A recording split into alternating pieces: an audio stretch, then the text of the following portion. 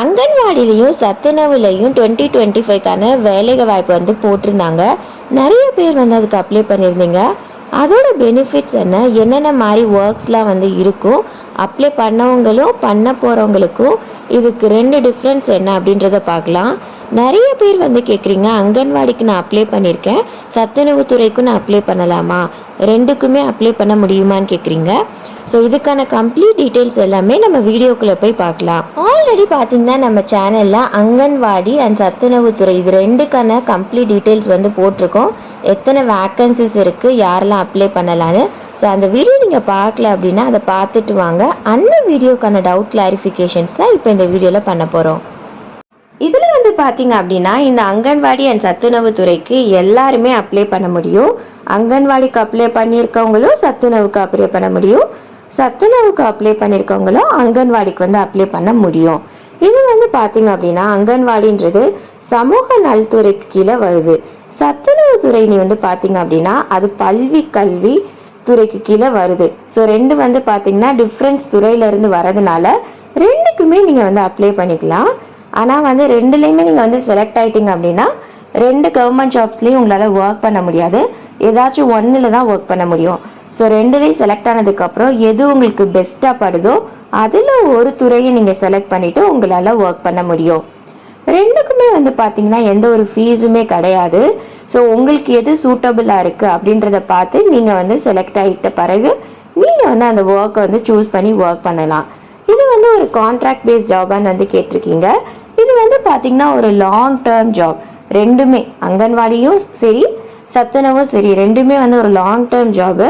So government jobs, government எம்ப்ளாயீஸ்க்கு கிடைக்கிற எல்லா பெனிஃபிட்ஸுமே உங்களுக்குமே வந்து கிடைக்கும். இந்த ரெண்டு துறைக்குமே வந்து கிடைக்கும். டாக்குமெண்ட் வெரிஃபிகேஷன் பார்த்தீங்கன்னா கிட்டத்தட்ட ரெண்டுக்குமே வந்து சேம் தான். SSLC and 12th mark sheets வந்து உங்ககிட்ட வேணும், கம்யூனிட்டி சர்டிஃபிகேட் வேணும், நேட்டிவிட்டி சர்டிஃபிகேட் வந்து அங்கன்வாடிக்கு தேவையில்லை, ஆனால் சத்துணவு துறைக்கு வேணும், ஆதார் கார்டு வேணும், பாஸ்போர்ட் சைஸ் வேணும். இப்போ நீங்கள் விடோவாக இருக்கீங்க, சிங்கிள் பேரண்டாக இருக்கீங்க அப்படின்னா அதுக்கான சர்டிஃபிகேட்ஸும் உங்ககிட்ட இருக்கணும். ஸோ இதெல்லாம் வந்து டாக்குமெண்ட்ஸ் வந்து ரெண்டுக்குமே வந்து காமனானது. இந்த சர்டிஃபிகேட்ஸ் எல்லாம் மேண்டேட்டரியாக உங்ககிட்ட வந்து இருக்கணும். செலெக்ஷன் ப்ராசஸ் வந்து எப்படி இருக்கும் பார்த்தீங்க அப்படின்னா மெரிட் லிஸ்ட் தான் வந்து இருக்கும். இதுக்கு எந்த எக்ஸாமும் கிடையாது. ஸோ மெரிட் லிஸ்ட்டில் வந்து 10th and 12th மார்க்ஸில் வந்து பேஸ் பண்ணி யார் ஹையர் ஸ்கோர் எடுத்திருக்காங்களோ அவங்கள வந்து செலக்ட் பண்ணுவாங்க. அடுத்து வந்து பார்த்தீங்கன்னா கேட்டகரி வந்து செக் பண்ணுவாங்க. நீங்கள் ஓசியா, பிசியா, எம்பிசியா, எஸ்சியா, எஸ்டி கேட்டகரியான்னு சொல்லிட்டு. ஸோ செலெக்ஷன் ப்ராசஸ் பொறுத்தவரை 4 கேட்டகரிஸ் வந்து பிரிச்சிருக்காங்க. ஃபர்ஸ்ட் ஒன் வந்து பார்த்தீங்கன்னா மெரிட் லிஸ்ட்டு, செகண்ட் வந்து பார்த்தீங்கன்னா உங்களோட கேட்டகரி, தேர்டு வந்து பார்த்தீங்கன்னா இது ரொம்பவே முக்கியம், லொக்காலிட்டி ப்ரிஃபரன்ஸு. ஸோ லொக்காலிட்டி என்ன அப்படின்னா நீங்கள் செலக்ட் பண்ண போகிற கல்வித்துறையோ இல்லை அங்கன்வாடி மையமோ 3 கிலோமீட்டருக்குள்ளே இருக்கணும் உங்களோட அட்ரஸ்லேருந்து. ஸோ அதனால் ஆதார் கார்டு அட்ரஸ்லாம் செக் பண்ணுவாங்க. நீங்கள் வந்து 3 கிலோமீட்டருக்குள்ளே இருக்கீங்க அப்படின்னா நீங்கள் செலக்ட் ஆகிறதுக்கு நிறைய வாய்ப்புகள் இருக்குது. நாலாவது வந்து பார்த்தீங்க அப்படின்னா விடோவாக இருக்கீங்க, சிங்கிள் பேரண்டாக இருக்கீங்க, கணவரால் கைவிடப்பட்டிருக்கீங்க அப்படின்னா உங்களுக்கு வந்து ஃபர்ஸ்ட் ப்ரிஃபரன்ஸ் வந்து கொடுப்பாங்க. ஸோ இதுதான் ரெண்டு ஜாப்க்குமே தேவையான டாக்குமெண்ட்டும் செலெக்ஷன் ப்ராசஸும். இதுக்கான ஒர்க் டீட்டெயில்ஸ் எப்படி இருக்குன்றதை இப்போ பார்க்கலாம். சத்துணவுத்துறை எடுத்தது வர உங்களுக்கு 3 கேட்டகரிஸில் வந்து வேலை வந்து இருக்கும். ஆர்கனைசர், சமையலர், குக்கிங் அசிஸ்டண்ட்டு. ஸோ இப்போ வந்து ஆய்வாளருக்கான வேலை என்ன அப்படின்னு வந்து பார்த்தீங்கன்னா சமையலர் மற்றும் அசிஸ்டண்ட்டை மேற்பார்வை வந்து செய்வது. ஸோ அசிஸ்டன்ட்ஸ் இருப்பாங்களா, ஜஸ்ட் வந்து சூப்பர்வைசர் மாதிரி வந்து ஆர்கனைஸ் மட்டும் வந்து பண்ணுறது. உணவுப் பொருள்லாம் கரெக்டாக வந்து வந்துருச்சா, எவ்வளோ பதிவாயிருக்கு அப்படின்றத ஆர்கனைஸ் பண்ணுறது, குவாலிட்டி வந்து செக் பண்ணுறது. ஸோ இதுதான் ஆர்கனைசரோட வேலை. சமையலரோட வேலை வந்து பார்த்தீங்க அப்படின்னா தினசரி உணவு வந்து சமைக்கிறாங்க, அது வந்து அவங்க தான் சமைக்கணும். உணவை வந்து பரிமாற செய்யணும். சமைச்ச பாத்திரங்களை வந்து சுத்தமாக வந்து கழுவி வைக்கணும். பாத்திரங்கள் வந்து தொலைஞ்சு போகாமல் பாதுகாப்பாக வச்சிருக்கணும். அதுதான் சமையலரோட பொறுப்பு. குக்கிங் அசிஸ்டண்ட்டோட வேலை என்னன்னு பார்த்தீங்கன்னா சமைக்க பண்ணுறாங்களா அவங்களுக்கு ஹெல்ப் பண்ணணும், சமைக்கிறவங்களுக்கு ஹெல்ப் பண்ணணும். அது மட்டும் இல்லாமல் இருக்கிற இடத்த ரொம்ப சுத்தமாக வந்து வச்சுக்கணும். வேலைக்கு வந்து என்னென்ன பொருள்லாம் தேவை, ஸோ இன்றைக்கி வந்து என்னென்ன சமைக்க போகிறோம் அதுக்கான டியூட்டிஸ் அண்ட் ரெஸ்பான்சிபிலிட்டிஸை ஃபுல்லாக வந்து எடுத்துக்கிறது தான் இந்த குக்கிங் அசிஸ்டண்ட்டோட வேலை. ஸோ இப்படி தான் வந்து 3 பிரிவாக வந்து பிரிச்சிருக்காங்க சத்துணவு துறையோட வேலையை. இப்போ வந்து பார்த்தீங்கன்னா அங்கன்வாடியோட கம்ப்ளீட் ஒர்க் டீட்டெயில்ஸ் எப்படி இருக்கும் அப்படின்றத நம்ம இப்போ தெளிவாக பார்க்கலாம். ஃபர்ஸ்ட் வந்து அங்கன்வாடி ஒர்க்கர் அப்படின்னா என்ன அப்படின்னு வந்து பார்த்தீங்கன்னா இவங்களுக்கான பொறுப்புகள் எப்படி இருக்கும் அப்படின்னா, ஒன்ஸ் நீங்கள் வந்து அங்கன்வாடி ஒர்க்கராக செலக்ட் ஆகிட்டீங்க அப்படின்னா உங்களுக்கான பொறுப்பு என்னெல்லாம் இருக்குன்னு பார்த்தீங்கன்னா, 0லேருந்து 6 வயசு வரை இருக்காங்கல்ல அந்த குழந்தைங்க, அதாவது இப்போ தான் பிறந்திருக்கும், அந்த பிறந்த குழந்தையிலேருந்து 6 வயசு வரை இருக்கிற குழந்தைங்க எல்லாத்துக்குமே ஊட்டச்சத்து உணவுகள் வந்து நீங்கள் வழங்கணும். விட்டமின்ஸ் நிறைய இருக்கிற ஃபுட்ஸ் வந்து நீங்கள் கொடுக்குற மாதிரி இருக்கும். அடுத்து வந்து பார்த்தீங்கன்னா அடிப்படை கல்வி வந்து கற்பித்தல், அதாவது அடிப்படையான கல்வி வந்து நீங்கள் அவங்களுக்கு வந்து கொடுக்கணும். பேசிக் எஜுகேஷன்ஸ் அட்லீஸ்ட் வந்து 10th 12th வரை அவங்க வந்து படிக்கிற மாதிரி நீங்கள் வந்து ஏற்பாடு பண்ணணும். அந்த டீட்டெயில்ஸ் எல்லாமே நீங்கள் தான் வந்து கேதர் பண்ணி அதெல்லாம் வந்து சேமிக்கிற மாதிரி இருக்கும். ஸோ அடிப்படை வந்து கல்வி கற்பித்தல் வந்து எல்லாருக்கும் இருக்கா அப்படின்னு வந்து செக் பண்ணணும். இதெல்லாம் வந்து பொறுப்புகள். இன்னொரு பொறுப்புகள் என்னன்னு பார்த்தீங்கன்னா குழந்தைகளின் ஆரோக்கியம், அதாவது அது வளர்ச்சி வந்து வருதா, அப்படி கரெக்டாக வந்து அந்தந்த ஏஜுக்கான வளர்ச்சி அதுக்கு வந்து வருதா அப்படின்னு வளர்ச்சி பரிசோதனையும் இவங்க வந்து பண்ணுவாங்க. ஸோ டாக்டர்ஸ் வந்து செக் பண்ணுவாங்கல்ல, அந்த புக்கு எல்லாத்தையுமே இவங்க தான் வந்து மெயின்டைன் பண்ணி வைப்பாங்க. ஸோ இவங்களும் செக் பண்ணிப்பாங்க வளர்ச்சி வந்து கரெக்டாக வந்து அந்த ஏஜுக்கான வளர்ச்சி வந்து இருக்குதா, குழந்தைகளுக்கு வந்து கரெக்டான ஆரோக்கியம் இருக்கா. ஸோ இது எல்லாமே வந்து இந்த அங்கன்வாடி ஒர்க்கர் இருக்காங்கல்ல அவங்க இதெல்லாம் வந்து பார்த்துக்குவாங்க. அதுபோக குழந்தைகளுக்கு சுகாதார சேவைகள், அதுக்கு தடுப்பூசி போடுவாங்க இல்லையா, இப்போ பிறந்த குழந்தைங்களுக்குலாம் நிறைய இன்ஜெக்ஷன்ஸ் வந்து போடுற மாதிரி இருக்கும். ஸோ தடுப்பூசிலாம் கரெக்ட் டைமுக்கு வந்து போடுறாங்களா அப்படின்றத செக் பண்ணுற மாதிரி இருக்கும். ஸோ இதுதான் அங்கன்வாடி ஒர்க்கருக்கான பொறுப்புகள், இவங்களுக்கான வேலைகள். நீங்கள் வந்து அங்கன்வாடி ஒர்க்கராக வந்து நீங்கள் ஜாயின் பண்ண போகிறீங்க அப்படின்னா எந்த மாதிரி ஒர்க்கர்ஸ்லாம் நீங்கள் வந்து பண்ணுற மாதிரி இருக்கும். நீங்கள் வந்து எந்த கவலையும் பட வேணாம், உங்களுக்கு இதுக்கான ட்ரைனிங் எல்லாமே கொடுத்து தான் உங்களை எடுப்பாங்க. ஸோ இதுதான் அங்கன்வாடி ஒர்க்கருக்கான மெயின் ஒர்க். இப்போ உங்களுக்கு வந்து ஒரு டவுட் இருக்கும், அப்போ மினி அங்கன்வாடி ஒர்க்கர்னால் அவங்க என்ன வேலை பார்ப்பாங்க அப்படின்னு சொல்லிட்டு. அதே வேலை தான் வந்து மினி அங்கன்வாடி ஒர்க்கரும் பார்ப்பாங்க. அங்கன்வாடி ஒர்க்கர் என்னெல்லாம் வேலை பார்க்குறாங்களோ அதே ஒர்க்கை தான் மினி அங்கன்வாடி ஒர்க்கரும் பார்ப்பாங்க. ஆனால் இவங்களுக்கான கூட்டம் வந்து பார்த்திங்கன்னா கம்மியாக இருக்கும், அதாவது குழந்தைகள் வந்து ரொம்ப கம்மியாக வந்து இருப்பாங்க.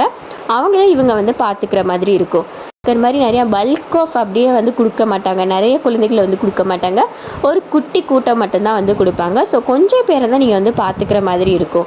ஸோ இதுக்கும் இதுதான் டிஃப்ரென்ஸு.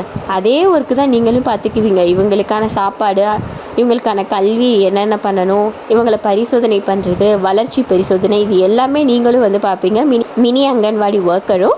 ஆனால் இவங்க வந்து பார்த்திங்க அப்படின்னா கொஞ்சம் பேர் தான் இருப்பாங்க. ஸோ மெயின்டைன் பண்ணுறது ஈஸியாக இருக்கும். இதுதான் வந்து மினி அங்கன்வாடி ஒர்க்கரோட பொறுப்புகள். அங்கன்வாடி ஹெல்ப்பர்னா என்ன அப்படின்னு வந்து பார்த்தீங்கன்னா இவங்களோட பொறுப்புகள் என்னன்னு பார்த்தீங்கன்னா குழந்தைகள் வந்து உணவு வந்து கொடுக்கறது, டெய்லி வந்து குழந்தைகளுக்கு வந்து உணவு வந்து பரிமாறுறது, கல்வி வந்து உதவி வந்து அவங்களுக்கு வந்து பண்ணுறது, குழந்தைகளுக்கான அடிப்படை கல்வி வசதி வந்து பண்ணித்தரது. இவங்களை மாதிரியே தான் இவங்களும் பண்ணுவாங்க. ஆனால் அங்கன்வாடி ஒர்க்கர் இருக்காங்கல்ல அவங்களுக்கு இவங்க வந்து ஒரு அசிஸ்டண்ட் மாதிரி இருப்பாங்க. அவங்க என்னெல்லாம் வேலை பார்க்குறாங்களோ அதே தான் இவங்களும் பார்ப்பாங்க. ஆனால் இவங்க வந்து அசிஸ்டண்ட்டு தான், அங்கன்வாடி ஒர்க்கரோட அசிஸ்டண்ட்டு தான் அங்கன்வாடி ஹெல்ப்பர்.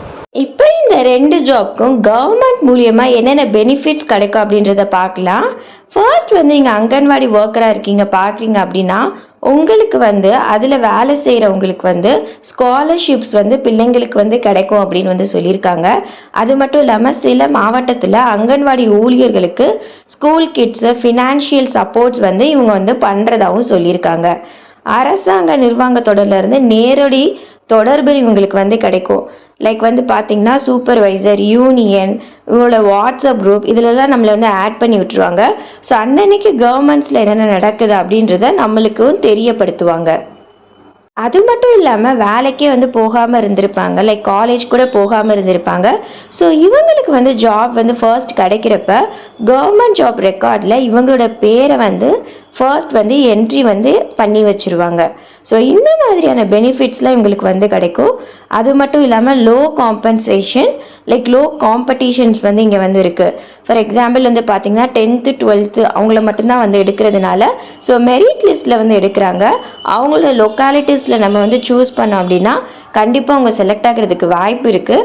ஸோ வந்து காம்படிஷன்ஸ் வந்து கம்மியாக வந்து இருக்குது, ஹை செலெக்ஷன்ஸ் ரேட் வந்து பாசிபிளாக இருக்குதுன்னு சொல்கிறாங்க.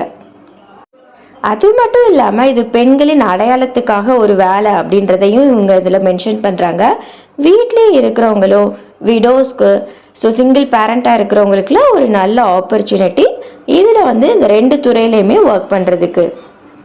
சில மாவட்டத்தில் வந்து பார்த்திங்கன்னா அங்கன்வாடி வேலை அனுபவம் இருக்கிறவங்களுக்கு டைரெக்டாக வந்து டிஎன்பிசி குரூப் 4ல் வந்து அங்கன்வாடி ஸ்டாஃப் கோட்டா மூலியமாக இவங்களுக்கு டிஎன்பிசி குரூப் 4ல் ஜாப் கிடைக்கிறதுக்கு இவங்களுக்கு வந்து ஆப்பர்ச்சுனிட்டி இருக்குது. இது வந்து பார்த்திங்கன்னா லிமிட்டட் கோட்டா தான். அது மட்டும் இல்லாமல் வேலைக்கு சேரும்போது நடக்கும் வந்து ஒரு 2-5 நாளைக்கு வந்து ஒரு ட்ரைனிங் வந்து நடக்கும்.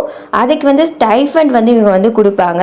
ஒரு நாளைக்கு கிட்டத்தட்ட 200 500 வரைக்கும் ஸ்டைஃபண்ட்ஸ் வந்து இவங்க கொடுப்பாங்க. சில ஸ்கூலில் வந்து பார்த்தீங்கன்னா சத்துணவு ஊழியர்கள் இருக்காங்கல்ல, அவங்களோட குழந்தைகளுக்கு அரசு பள்ளியில் வந்து ஜாயின் பண்ணுறதுக்கு அட்மிஷன் வந்து ப்ரிஃபரன்ஸ் வந்து தரப்படும் சொல்கிறாங்க.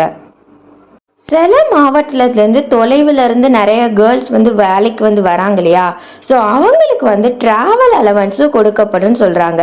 ஸோ இது மாதிரி எக்கச்சக்கமான கவர்மெண்ட்க்கு ஸ்டாஃப்க்கு என்னெல்லாம் பெனிஃபிட்ஸ் கிடைக்குமோ அதே பெனிஃபிட்ஸ் வந்து அங்கன்வாடி ஒர்க்கருக்கும் கிடைக்கும், சத்துணவு துறைக்கும் கிடைக்கும். ஸோ இப்போ உங்களுக்கு இதில் கிளாரிஃபிகேஷன்ஸ் வந்து கிடச்சிருக்கும். ஸோ இதுக்கான டீட்டெயில்டு வேக்கன்சிஸ் எவ்வளோ, என்னென்ன மாதிரிலாம் ஒர்க்ஸ் இருக்கும் எல்லாமே ஆல்ரெடி நம்ம நிறைய வீடியோஸ் வந்து போஸ்ட் பண்ணியிருக்கோம். ஸோ நீங்கள் பிளேலிஸ்ட்லேயும் செக் பண்ணி பாருங்கள். உங்கள் ஃப்ரெண்ட்ஸ் அங்கன்வாடி என் சத்துணவுக்கு அப்ளை பண்ணியிருக்காங்க அப்படின்னா அவங்களுக்கு இந்த வீடியோவை ஷேர் பண்ணுங்கள். இன்னும் நீங்கள் அப்ளை பண்ணாமல் பார்த்துட்டு இருந்தீங்கன்னா மறக்காமல் அப்ளை பண்ணிடுங்க.